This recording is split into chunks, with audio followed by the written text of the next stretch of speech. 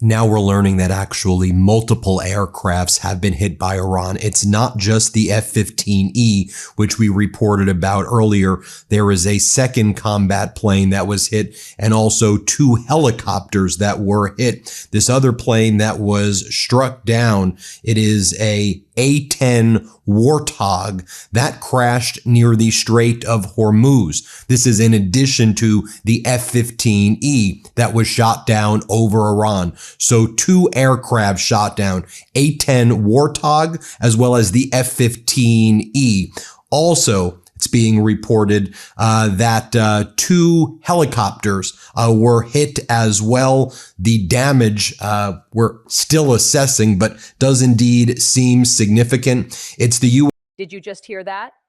Reuters and NBC both reported U.S. aircraft were hit. Not one aircraft, multiple aircraft. And that matters because this White House promised total control. They said Iran could not touch American planes. Yet the facts now say otherwise. That gap matters. It matters to military families. It matters to taxpayers. And it matters to every citizen told this war was easy. Stay with me, because the bigger story is not just battlefield risk. It is the pattern. Big promises, thin transparency, and ordinary Americans paying the price. By the end of this video, you will see the contradiction clearly: what was promised, what actually happened, and why that should alarm every American voter. Said this, play this clip. The 2 most powerful air forces in the world will have complete control of Iranian skies, uncontested airspace. I hope all the folks watching understand what uncontested airspace and complete control means. It means we will fly all day, all night, day and night, finding, fixing, and finishing the missiles and defense industrial base of the Iranian military, finding and fixing their leaders and their military leaders, flying over Tehran, flying over Iran, flying over their capital, flying over the IRGC, Iranian leaders looking up and seeing only U.S. and Israeli air power every minute of every day. You just watched Pete Hegseth promise uncontested airspace. That phrase now carries real weight. Reuters reported an F-15E was shot down over Iran. Reuters also reported 2 Black Hawk helicopters were hit. NBC reported an A-10 was hit during rescue efforts. That is not total control. That is danger. Here is what they are. Not telling you air superiority is not invincibility. Even a weakened enemy can still kill. That is why honest language matters. If leaders sell certainty, voters deserve truth. If officials say the skies are controlled, results should match the boast. Instead, Americans got swagger first and clarity later. This is important because false confidence changes policy. It makes escalation sound cheap. It makes diplomacy sound weak. And it makes oversight look unnecessary. What this actually means for you is simple. Wars sold as easy get extended fastest. They drain money, attention, and accountability.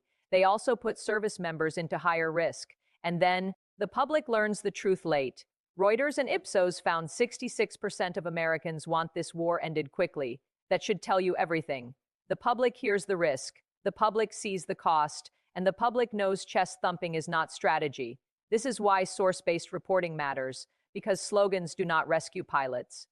Facts do. Put this headline on screen. Let viewers see the gap clearly. Reuters reports the F-15E was downed. Reuters and NBC report more aircraft were hit.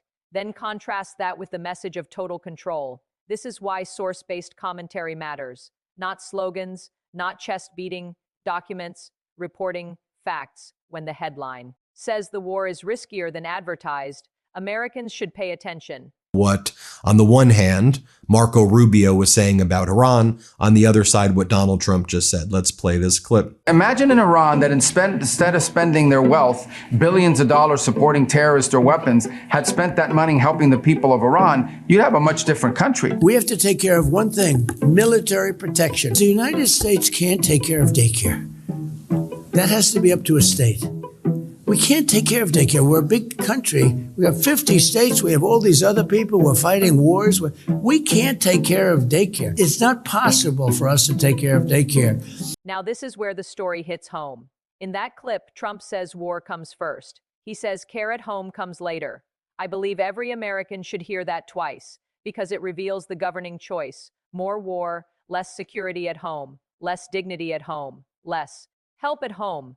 This is outrageous because budgets are moral documents. They show who matters, they show who gets protected, and they show what gets sacrificed. Congress now has a bipartisan war powers resolution on the books. That resolution says Congress never authorized hostilities against Iran. So think about this plainly. Families are told to accept less. Seniors are told resources are limited, but Washington still finds room for escalation that is not shared sacrifice.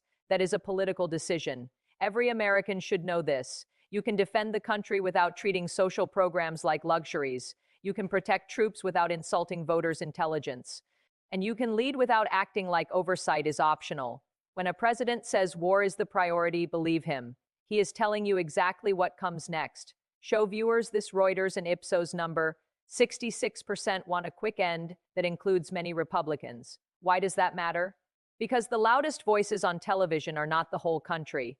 Many Americans see the warning signs: rising danger for troops, rising strain at home, rising pressure for more escalation. This is not fringe skepticism. It is majority skepticism. When leaders overpromise and underexplain, the public notices. And when Americans hear there is money for war but not care, they notice that too. Put the number on screen. Let it sit. 66%. That is not panic. That is a democratic warning light.